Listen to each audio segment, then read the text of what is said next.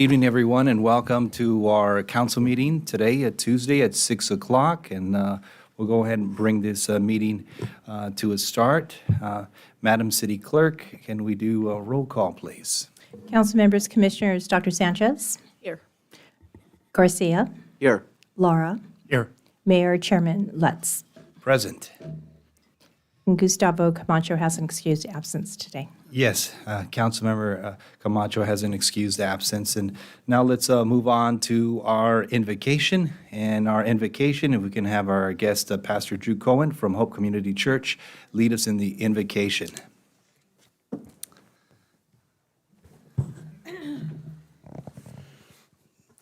Well, I just want to say first, thank you for the job that the council is doing and the staff.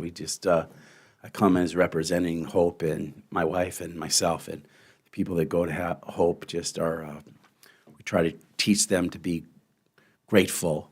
Sometimes the leadership, we get all the arrows, and sometimes they're the last to be thanked, but we just really appreciate the job you're doing, and it's evident, and we're grateful. Let's bow our heads. Father, we just come with an attitude of gratefulness today. We thank you for the rain. We thank you for wisdom. You said if we lack wisdom, we can ask, and you'll give it to us freely. Father, I pray for these council people and the staff, and I just pray that you would not only bless them, but, Father, bless their marriages and their families, and just thank you for the city that you've given us. In Jesus' name we pray. Amen. Amen.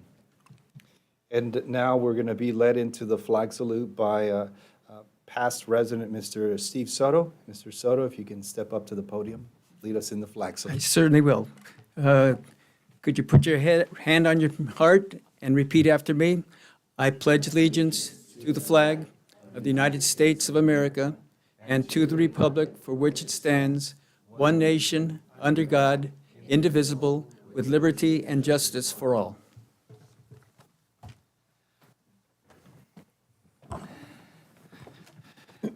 Okay. Mr. City Manager, do we have any changes to the agenda? Yes, Mayor. Item number 3, I would like to move to the regular agenda.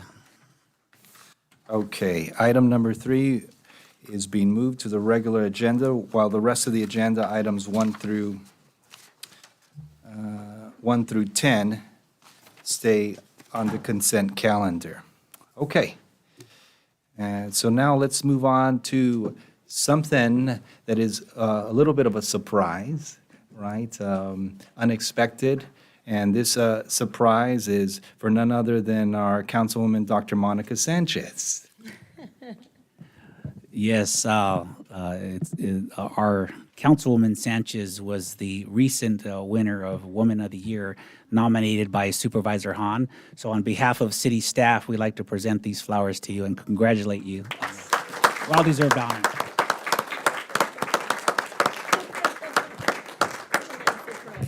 If you look up on the screen, there she is with a nice big smile. Yes. Thank you so much. Congratulations. And we think that this is just a little token of our appreciation for our councilwoman contributing to our city of Pico Rivera, and thank you very much. And I think we should also do a group photo with you. Yeah, okay, let's do it.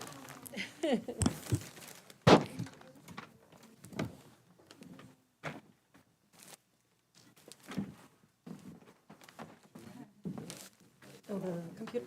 The screen. I know, he's trained us.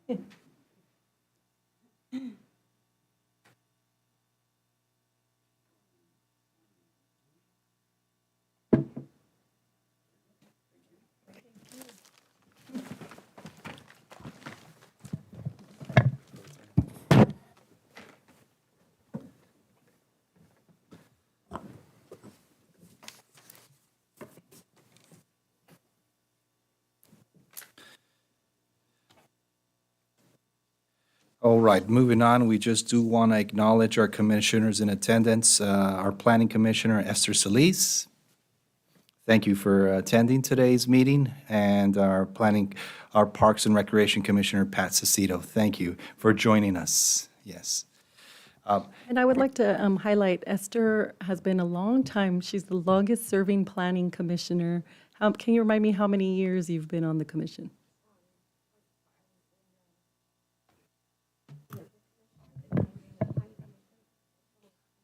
20 years. She has a lot of experience. I've seen Pico Rivera grow. Very you. nice, yeah. Thank you. And it's important that we highlight all the women leaders in our community because, we just had International Women's Month. So to all the young ladies in our audience, thank you very much for being leaders in our community. And Pat as well, her and I served on the on the Parks and Rec Commission together. So you're coming up close to how many years you have on the commission? 9 years. Thank you, ladies, for serving our community. Thank you. All right, so now moving on to our next set of special presentations. We have the Pico Rivera Innovative Municipal Energy 5th Anniversary, and that's going to be presented by Ashley Cooper.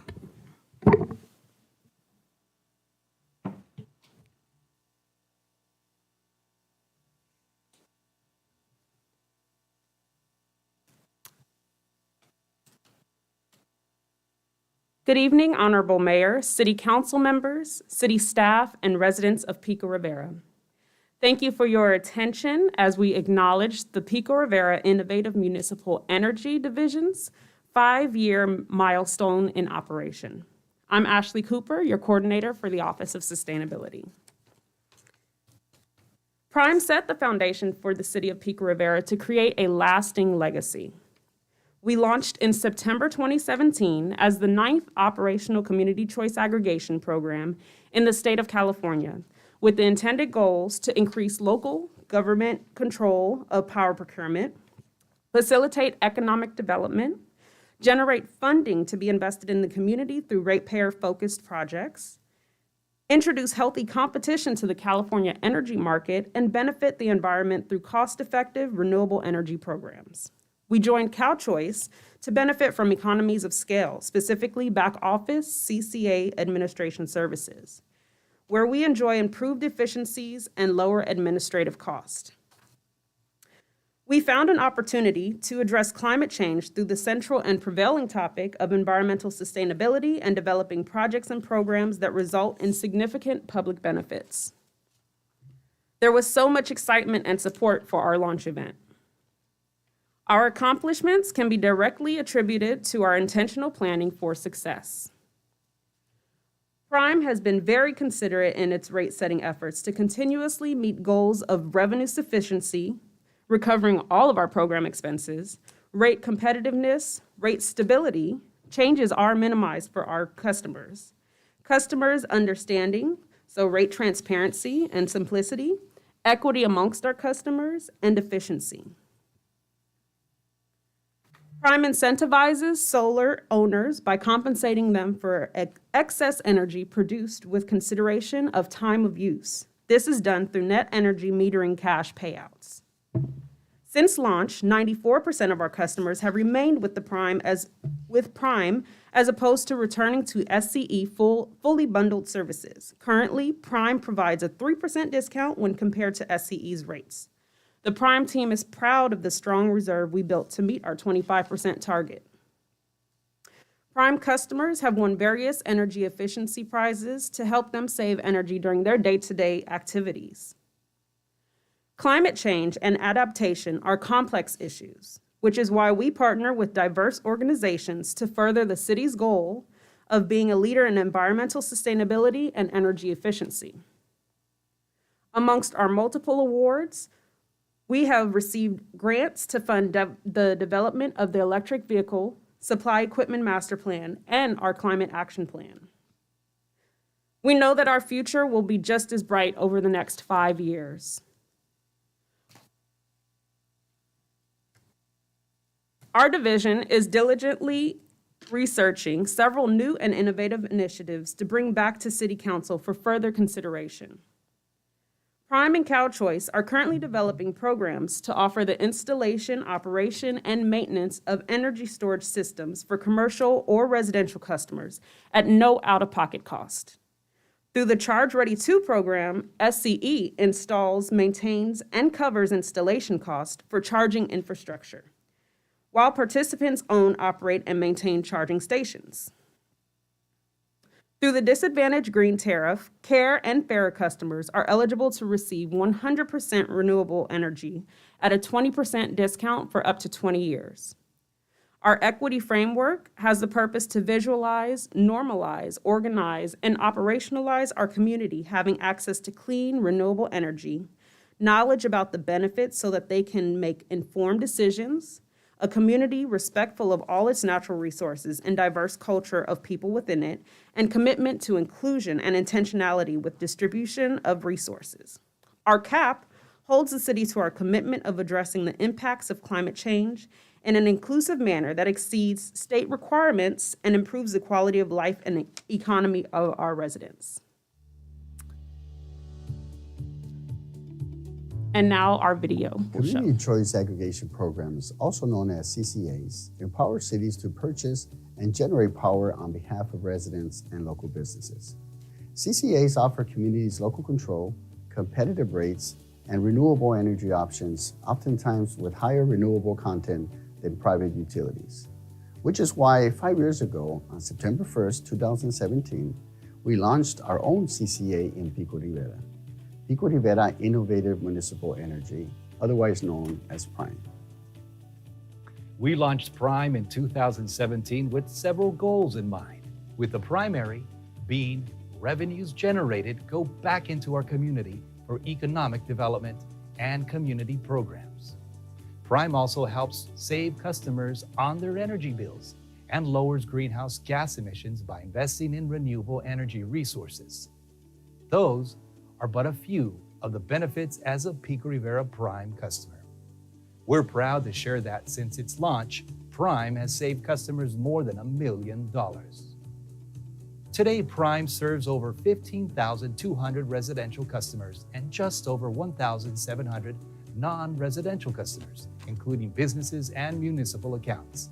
On average, the program serves between 210 and 230,000 megawatt hours of electricity to our full customer base every year.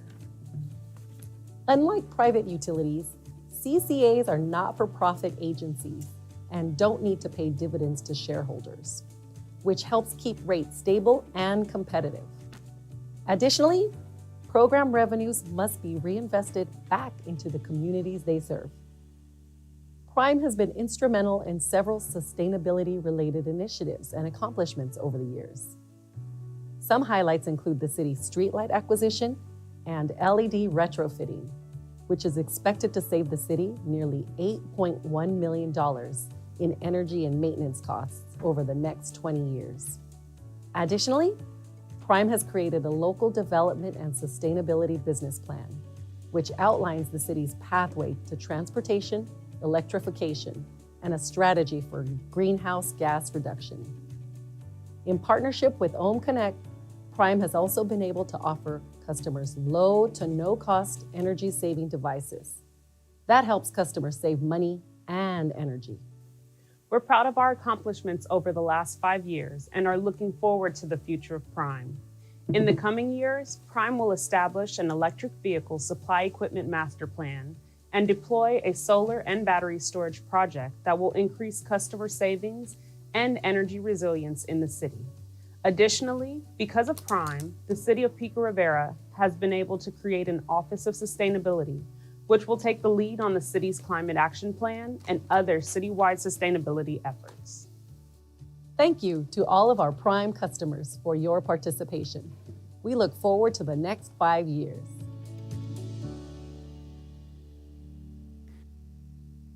Prime has worked with the city's media team and our partners through CalChoice and Tripepi Smith to present all that Prime has done over the past 5 years and plans to do across the next 5. Stay tuned for these highlights to be posted throughout our various platforms.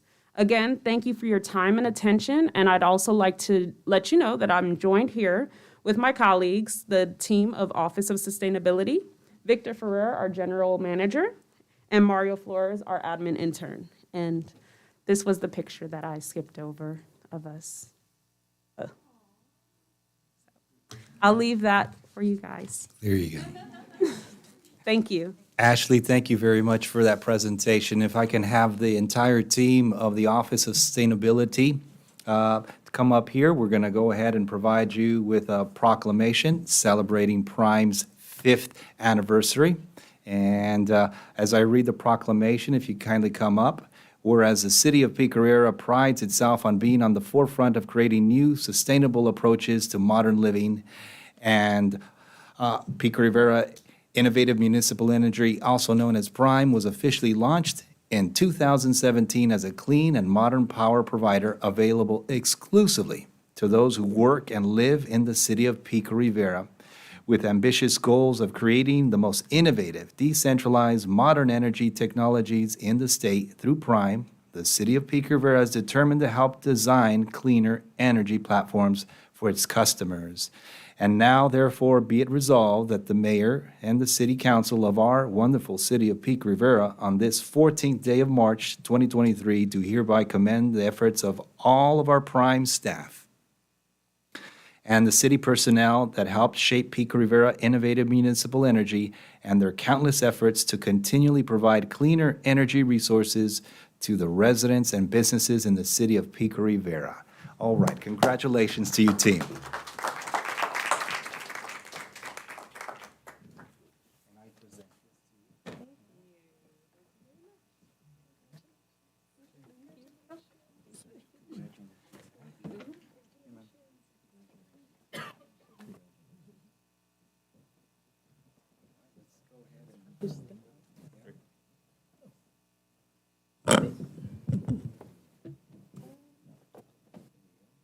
Oh, that's or just.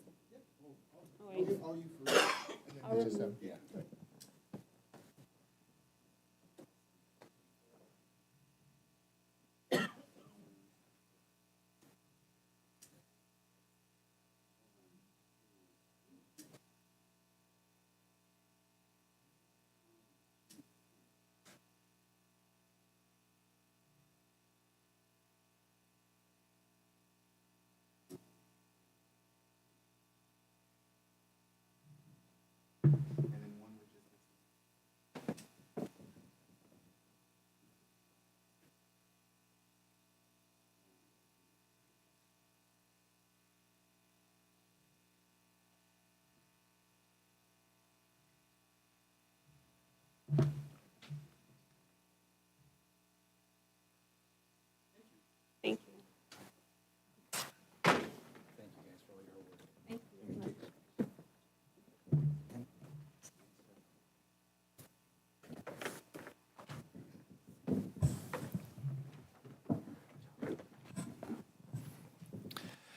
I'd say today's meeting is a very festive meeting, huh? All right. Let's move on to our next special presentation, and it is the Gateway City Energy Action Award presentation. Yes, Mayor, we actually have Nancy Pfeffer from the Gateway COG on the line. Yes, thank you so much. I'm wondering, I may get a little bit of audio feedback here, hopefully not. Thank you so much for inviting me here to Pico Rivera City Council meeting and providing the opportunity to do this virtually. I'm very much appreciated, especially with the weather.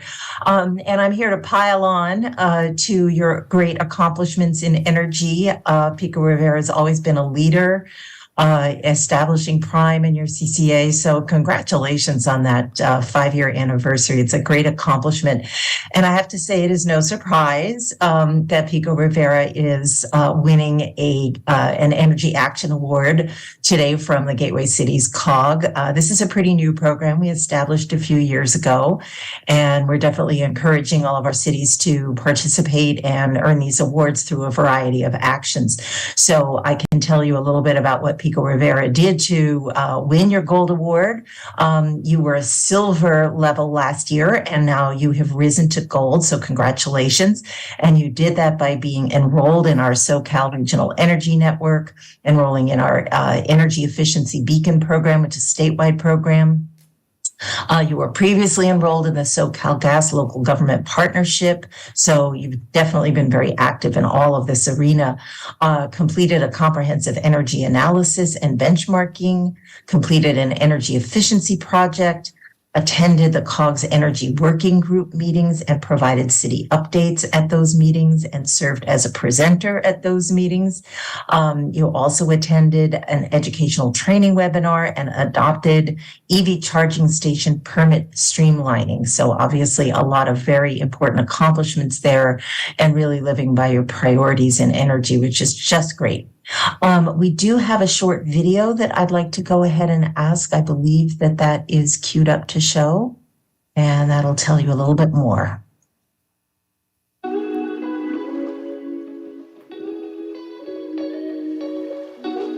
The Gateway Cities Energy Action Awards recognizes cities for their actions to improve energy efficiency and sustainability, and we hope they also help motivate progress through some friendly competition.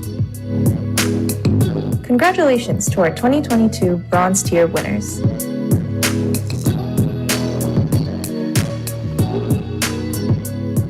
And congratulations to our 2022 Silver Tier winners.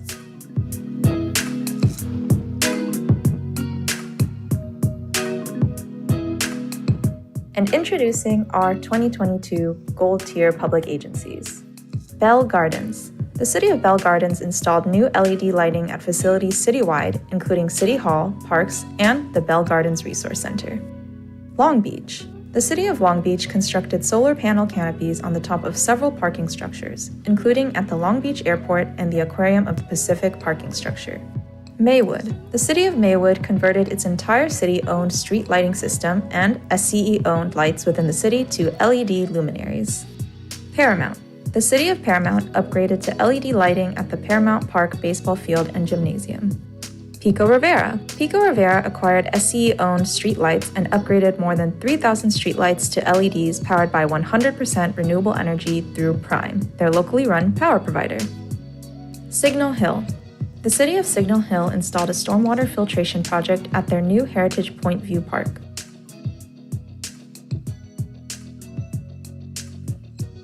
I am so proud of all the Gateway cities making strides to become more energy efficient and more sustainable through their participation in the COGS Energy Working Group.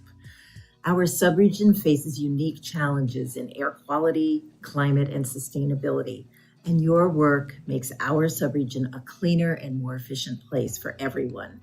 And never forget that the climate work you do locally has a global benefit. Congratulations to the 13 cities that have reached the bronze and silver levels this year.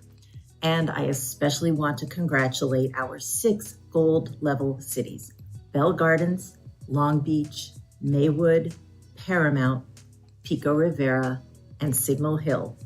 You've taken great strides this year to reach the highest level of energy efficiency and sustainability. I'm gratified to see the friendly competition that has doubled our number of gold level cities. To all our gold, silver, and bronze recipients, you have set the standard. Your work is greatly appreciated by the COG and the over 2 million residents we proudly serve. Congratulations to all our winners and participants, and thank you for your dedication to energy action.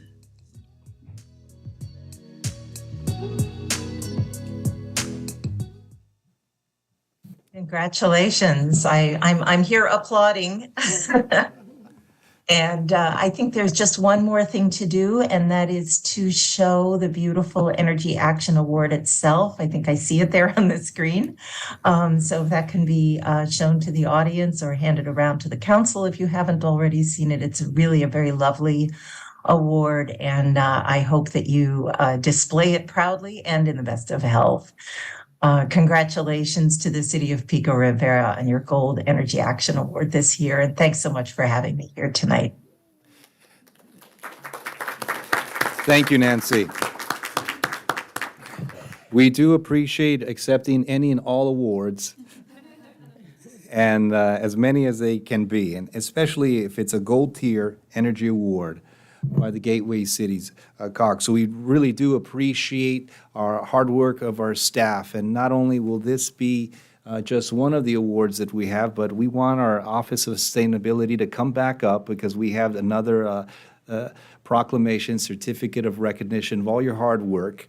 And as I read this proclamation, if you kindly come up to the dais and receive this award as well. And whereas the City of Pico Rivera Office of Sustainability was created in 2021 for the purpose of improving the quality of life in all city neighborhoods, to reduce the city's carbon emissions, and to create a green culture that is scalable across city facilities and into the entire community.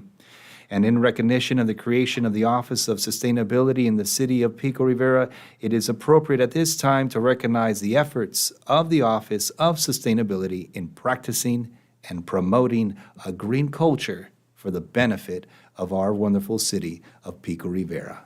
Right, so let's go ahead and have you come up to the dais. We'll go ahead and give you your Gold Energy Award, as well as another proclamation that you can hang up on the wall there. Okay.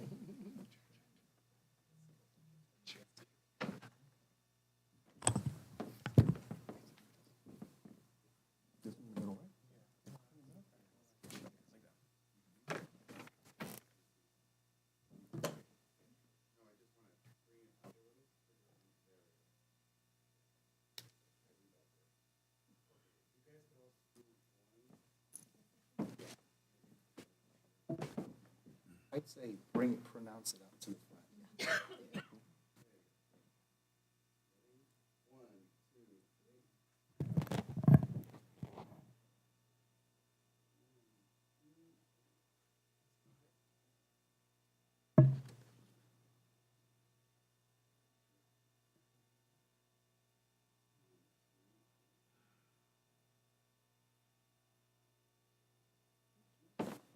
Congratulations again.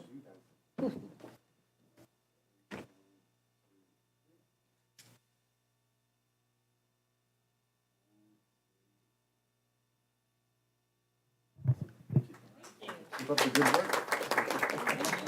All right, keep up the good work.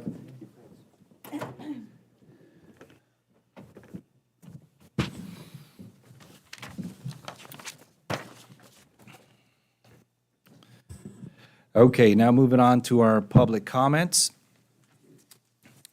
Our first public comment is provided by Steve Soto. And Mr. Soto, if you can come up to the lectern, you have 3 minutes, and 3 minutes are displayed there to your right on the screen. And you can begin. Mr. Mayor, members of the City Council, thank you for this opportunity. I was raised in Pico Rivera along with my wife. I graduated from El Rancho in 1969, so I'm a pretty old guy. And this is my wife, graduated in 1972. We also got married in Pico Rivera on Passons Boulevard at St. Mary Ann's. My lovely daughter here grew up, started her life in Pico Rivera. So I have a lot of great memories of Pico Rivera, a lot of great memories of cruising in my 63 Chevy up and down Passons Boulevard. And I'll get on with it. I've written 5 books. I've written a lot of books on poems. I write poetry. I've written over 500-600 poems. And I've written a poem on the city of Pico Rivera and what it means to me and what it means to a lot of people that I know and I grew up with. And I want to read it to you right now. Raised in Pico Rivera since I was 4, life was great, couldn't ask for more. Sometimes things were a little tight. We still knew wrong, we still knew right. Parents raised us with respect, nothing less that they'd accept. Great parks to play, libraries too. Only one, but the best high school. Clean, safe streets, felt safe all night. Proud city fathers, no urban blight. Residents kind to all we'd meet. Not better than, no conceit. If someone needed 3 or 4, you'd probably give them 4 or more. A city where we're all the same. Lots of pride, no ounce of shame. Out with big-time movie stars, millionaires, expensive cars. Drive around and meet your wife. Make good friends that last for life. Lots of towns that you could nest. Glad to know we chose the best. Thank you very much. Thank you, Mr. Soto. Thank you, Mr. Soto. And I did receive your poem in the mail, and I requested that perhaps we publish it in our profile and in a future issue. So maybe perhaps we can get that published soon. Thank you so much. And now our next speaker, Mr. Jose Sanchez, if you kindly come up to the lectern. You have 3 minutes to speak. Yeah, Mayor, council members. As you know, I have been commenting on commercial vehicle traffic and the damage that it's causing to our infrastructure. And so I saw this item 6 on the agenda, which is the Washington Bridge that's going to be redone that goes over the Rio Hondo. And I think this brings an opportunity to at least try to mitigate some of the damage. As you know, or maybe not here, Mr. Lutz, but back in 2019, there was a ride-along that was done from a deputy from Norwalk who has commercial vehicle enforcement experience. He came along here and read along with the traffic deputy. It was really just looking at traffic, not necessarily doing anything about weight and trying to understand whether the overweight vehicles or not. I have been talking to people that I know who are in the business, and basically they tell me that they do run overweight vehicles. Whatever is on the bill of lading, which is actually the weight of the payload, it doesn't tell you what the weight of the vehicle is in total. There are certain limits, like 34,000 per axle for the 2 rear axles and 12,000 for the front axle, the steering axle. But there's no way to actually tell. You can't tell by looking at the tires, and basically that's what the deputy said, that they have made ways of knowing if the vehicle was overweight or not, and I doubt it, because when I questioned the deputy, he was at a loss of words. So now with this bridge that is going to be done, I don't know if anybody's familiar with virtual scales. And there's a way actually to try to mitigate some of the damage, because most of the damage that's coming into the city and goes across our city is coming from the city of Commerce. And that's coming from a BNSF rail yard. And if they have to cross that bridge, there are ways to be able to instrument that bridge to be able to identify overloaded vehicles. So if this bridge is going to be done, then I would highly suggest that at least the Public Works do some research in trying to understand how to better rebuild the bridge in a way of putting some sort of instrumentation on it to assess the weight of the vehicle that's going over it, not only for safeguarding our infrastructure, but also in the future, if the city tries to do any kind of fee assessment for vehicles crossing our city, then that will be a gateway that they have to cross. And if you're instrumented, then you have a method to be able to identify overweight vehicles. Okay, so just a suggestion. I don't know if you guys will take on it. I can send you information. I've gone through a whole bunch of websites trying to understand how that system works, and it's doable for this particular bridge. Okay, thank you. Thank you, Mr. Sanchez. Our next public comment is John N. Soto. Mr. Soto, if you can come up to the lectern. He's much smarter than I am. Thank And you. longtime resident also. I met my wife on the last day of my senior year in El Rancho. So, okay. Last time I came before you was my name is John Soto. I'm living here in Pico, Rivera. The last time I came before you was on February 28th on Friday, March 3rd. The golf course, on Friday, March 3rd, the golf course had a so-called indoor event. The music was loud and intrusive. I called the sheriff's office at 9:19. The deputy said the golf course has a permit to play music as long as it is indoors. I don't know where they got that information. I told the sheriff I have a copy of the contract that says they can only play amplified music in the back holes of the golf course. The deputy sent out a car. An hour later, the music stopped, and 20 minutes later, it started again. I contacted the city clerk and economic development clerk, and they both said the city did not issue any permits to the golf course, and they do not issue such permits. What is going on here? The golf course has had more small events since then, but they are just as intrusive. We have asked the city to enforce the contract and municipal code.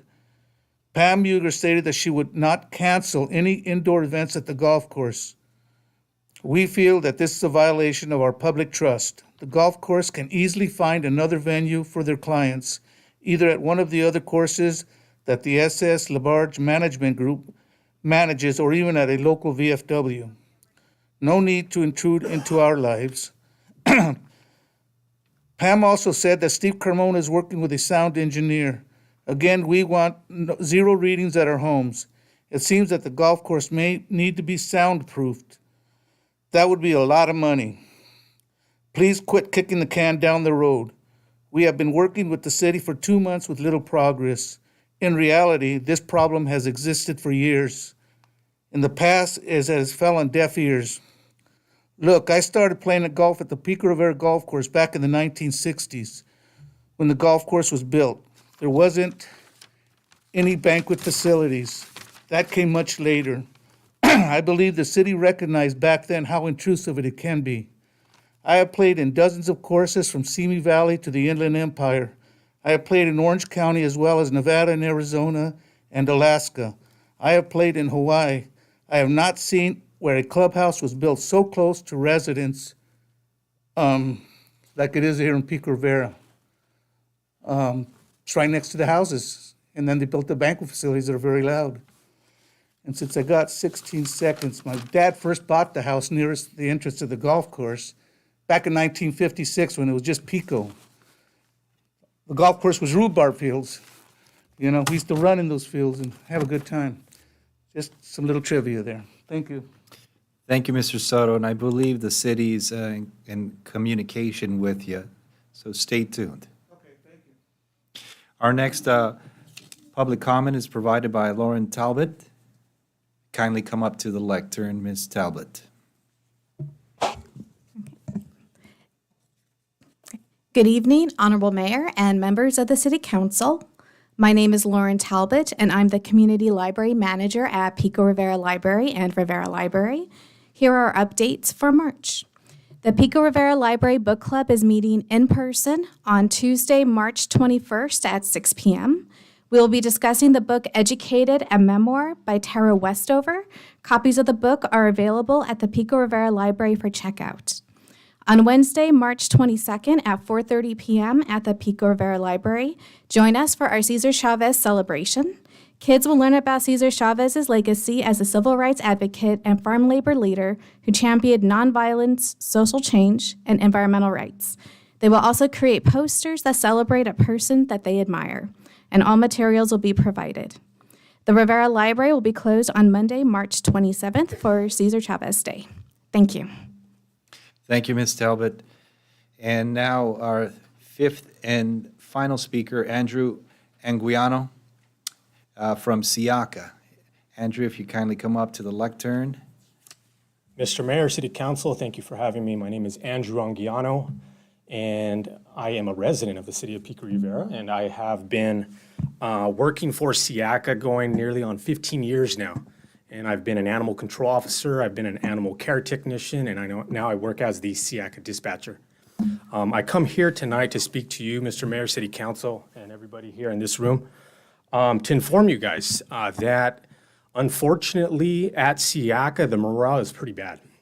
The employees haven't seen a raise since 2019, and as far as the animal control agencies in the area, we're at the low end of being competitive, keeping employees, retaining employees, and it's actually a problem. So I come here asking you, Mr. Mayor and City Council, for your help. The people who work for SIACA because they care for the animals in our community. They care for the people that we serve. And the people that stay the longest is because it's very important to us. But it's been such a difficult time for us because we can't keep anybody. We can't retain employees, and oh my gosh, so nervous. Sorry about that. And it's difficult. I mean, we have some employees who can't even afford health insurance for their families. And the people who do stay, they're, like for myself, I'm lucky enough to stay at home and I don't have a mortgage payment. So I'm grateful for that, and I'm lucky at the same time, but there's a lot of people who can't. They can't afford health insurance, and it's hard for them to live their day-to-day lives. You know, and it's very important what we do for this community. I come to you because Pico is one of the membered cities, and Siaka is comprised of 14 cities, 14 great cities in my opinion. Some of our sister cities, Montebello, Downey, we service South El Monte, Norwalk, Lakewood, Bellflower, Paramount, Vernon, Buena Park, La Palma. Siaka is comprised of all these great cities. And in my personal opinion, deep felt, I mean, our community deserves the best. I truly believe that.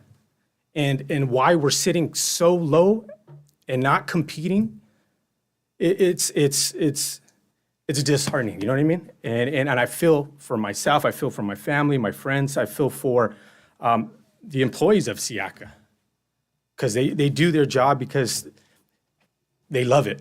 They love serving the community. Oh my God, I'm running out of time. But Mr. Mayor, City Council, I appreciate your time, and I do ask for your help in this. We do deserve better. I truly believe it. Thank you for your time. Have a good night, everybody. Thank you, Andrew. I appreciate you bringing this to attention, and we'll definitely share it with our fellow cities, our fellow 13 cities that belong to Siaka. Yes, Mayor Pro Tem. Could you please reach out to me through the city manager's office? I'd like to learn a little bit more because I'd be interested in writing a letter of support. But I first need to understand just the dynamics of what's going on. Thank you. Moving on to our consent calendar items. We have consent calendar items 1 through 10. And I understand item number 3 is going to be on the regular agenda. To my colleagues, do we have any items that you want to pull or comment on? Items 1 through 10 minus item number 3. None? Very good. And can we get a motion to approve items 1 through 10? So move. All right. Second. Very good. Madam City Clerk, can we have roll call, please? Councilmember Dr. Sanchez. Yes. Councilmember Garcia. Yes. Mayor Pro Tem Laura. Yes. Mayor Lutz. Yes. Motion carries. Very good. Now moving on to our regular agenda. Item number 3, which is Initiative 21-004-2A1, the Taxpayers Protection and Government Accountability Act. Mr. City Manager? Yes, thanks, Mayor. I have Jesse Garcia to do a presentation on this item. Good evening, Honorable Mayor, Mayor Pro Tem, members of the City Council. My name is Jesse Garcia, and I'm an analyst in the Office of the City Manager. Tonight, I will provide you all with a brief presentation on the Taxpayer Protection and Government Accountability Act, which has recently qualified for the 2024 statewide ballot. So you may remember that this item was brought to the City Council last year with an opposed recommendation, which was adopted. Staff once again will recommend that this council adopt the attached resolution opposing the measure in alignment with our adopted legislative platform, as it would have significant impacts on local government revenue sources. These impacts are not just limited to local government, but all tax and fee collecting government entities in the state of California.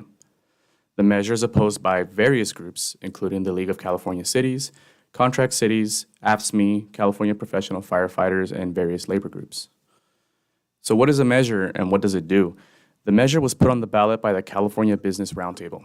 They're a coalition of businesses including oil and gas companies, real estate, development firms, manufacturers, logistics, otherwise just enterprises who form and interact with the public sector. What they're seeking to do is amend the California Constitution and fundamentally change the way taxes and fees are implemented. If passed, it would apply retroactively to all measures that have passed locally or at the state after January 1st, 2022. So it's retroactive. There are 4 major provisions to this measure. The first is that it would require any new or higher taxes to be passed by the 2/3 of the state legislature in both chambers, and then approved by the 2/3 majority of the electorate. So both of those. Any local measure would also require a 2/3 majority vote of their electorate. Currently, it's just simple majority, 50% plus 1. This measure would also require all tax measures to include a sunset date and requires measures to specify where the revenues will be used. They need to be general or they will have to be legally binding for a specific purpose. All fees and fines associated with government services or enforcement of ordinances will have to be proven by the government entity to not exceed the actual cost of providing said service. So a present and clear convincing evidence must be provided that it is reasonable, that the charge is reasonable. That's intentionally vague. Fees, fines, or charges associated with vehicle miles travel regulations are also prohibited by this measure. So what is the impact? Based on what I just shared with you all, Measure AB, which recently passed, would be considered unconstitutional and therefore void within 12 months. Additionally, it would prohibit the use of local advisory measures, which are ballot questions that are posed to voters to gauge their preference on how tax measures should be spent. All measures under this amendment have to either be general or legally binding. As the slide here summarizes, by increasing the voter threshold to 2/3 majority across the board, it would make it much more difficult for a citizen or a community to initiate measures to fund services and programs that they need. The actual and reasonable test for fees and fines opens the door for legal challenges with a higher burden of proof for governments, resulting in administrative costs, legal fees, and losses of revenue. So here's just a brief list of the fees and charges that are at risk with this measure. The slide summarizes that pretty well, and it also notably changes to licenses and permitting fees, enforcement and abatement fees, and even a business improvement district are all at risk with this measure. So why oppose it? Well, any bill or ballot measure, with any bill or ballot measure, it's crucial to know who is introducing it and what the intent behind it is. The measure is sponsored by some of the biggest business interests in the state. So at the end of the day, it's clear that the interest is the bottom line and profit margins. The intent of the ballot measure is to provide these businesses with a vehicle to avoid paying their fair share of taxes and fees, which often are used to mitigate the impacts on our communities. Whereas measures that promote business and growth should be considered, government revenue and fiscal health should not be impacted in the process. The ballot measure, if it passes, will destabilize revenue sources and local governments will feel the biggest impact. It will make it very difficult to keep up with rising costs and provide services to communities such as infrastructure and public safety consistently. And since there's a lot at stake for local governments with this measure, it is critical that we act to oppose and educate others to vote against it on the 2024 ballot. That concludes my presentation, and I'm happy to answer any questions. Thank you, Jesse. My colleagues? Mr. Mayor, just a quick comment. Jesse, thank you for that presentation. As we all know, this would have significant impact to the city of Pico Rivera, and we got a lot of work ahead of us.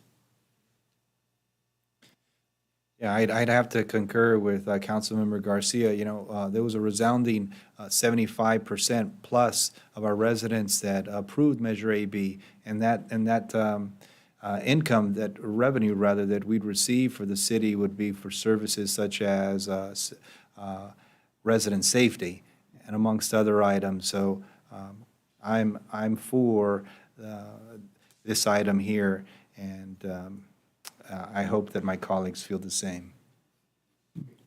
Yeah. And do we have a motion to approve item 3? I'll move, Mr. Mayor. Yes. Do we have a second? Second.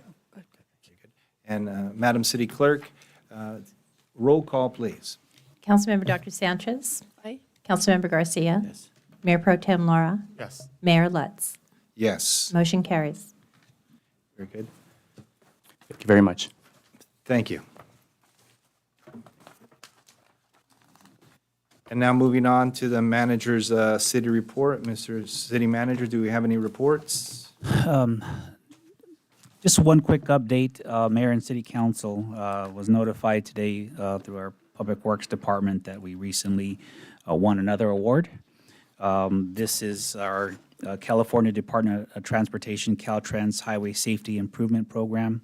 It's approximately $4.7 million. These will go for traffic signal improvements citywide, signing audit and replacement citywide, some of the signs you see in our traffic signals, and also school crossing improvements citywide. So again, To date, that tally has now risen to $55 million of grants that the city has received in the past few years. Thank you. Yeah. We are on a roll, is what you call on a roll with all these grants, and let's continue it into 2023 and 2024. Thank you to all our staff. You guys are amazing, and we'll be sure to take you to steak dinner. Great. All right. And now, moving on to the good of the order, intergovernmental agency meetings, AB 1234 reports, new business and old business, starting with Mayor Pro Tem. Laura? In regards to AB 1234, I have no reportable items, but I do want to make note, I managed to attend the REACH Mini Olympics, and I just want to shout out to all the staff in the REACH program. The weather was extremely windy. That was the day that there was a tornado within Pico Rivera, and it was right down the street, and a few canopies were destroyed. The wind was just, it was to the point where it was slightly dangerous for all the children there. So staff made a decision to take down the canopies. I think there was like 10 or 15, and I know Councilmember Garcia and I, we hopped into action with staff and we took down those canopies because they're metal, right? And this wind, they can pick them up and they can fly. But nevertheless, those kids, they were there, they were having a good time, they were representing their schools, and that those stands were full of parents and loved ones, and despite the weather, they were there. But just a big shout out to the REACH staff; they did an amazing job. Councilmember Camacho and I, we had an Economic Development Committee meeting. We were updated in regards to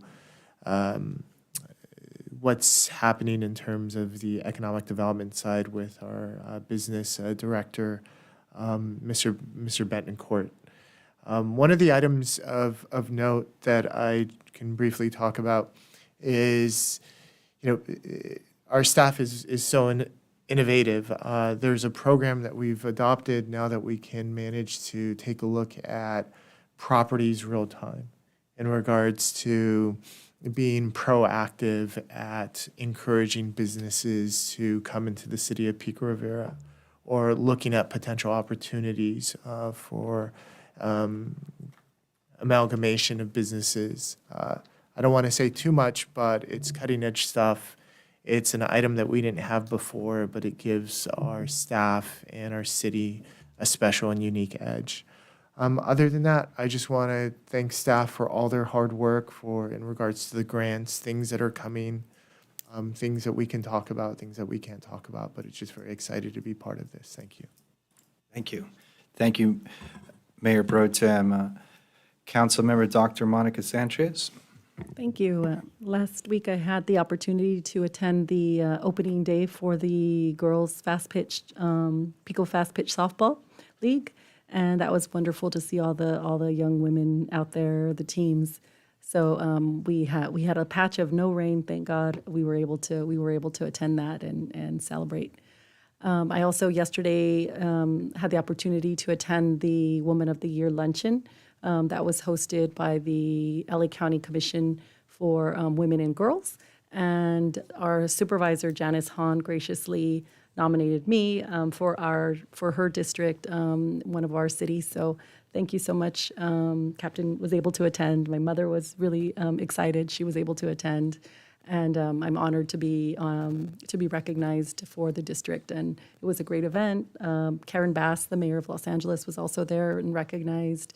And so every woman in LA County that has made an impact, from business to education to politics, was at this event at the Sheraton Grand Hotel. And it was wonderful and inspiring to see so many women leaders throughout the county. So that was a great event to go to.